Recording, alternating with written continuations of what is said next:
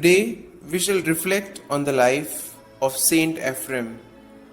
Ephrem was a native of Nisbis in Mesopotamia, the son of a pagan priest, and while still a youth, was driven from his home when his sympathy for the Christian faith was discovered.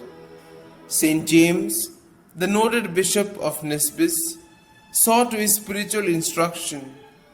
It is believed that he then spent 8 years with the monks in the Egyptian desert, and that Saint Basil the Great ordained him a deacon.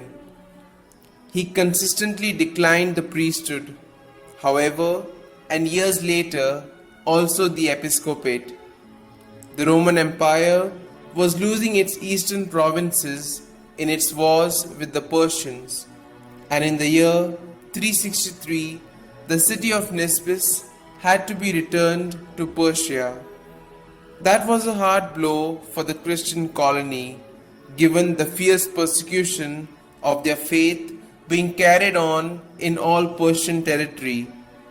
The faithful thus fled the city in great numbers. Ephrem too went and settled in Edessa, the capital of Ocean, where he spent the last 10 years of his life as a hermit and strict ascetic.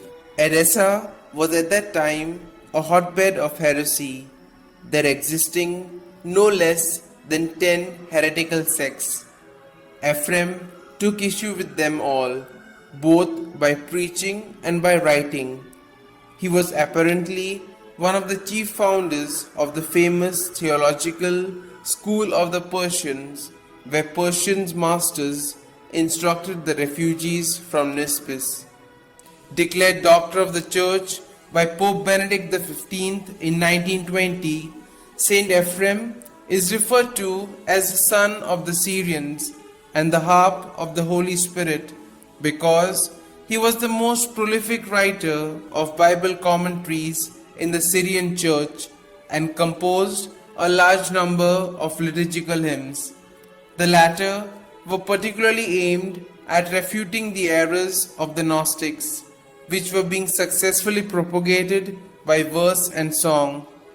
In fact, his influence among both the Syrians and the Persians was so great that 20 years after his death, St. Jerome had this to say of him. Ephrem, a deacon of the church at Edessa, wrote many works in Syriac and became so famous that in some churches his writings are read out publicly after the sacred scriptures.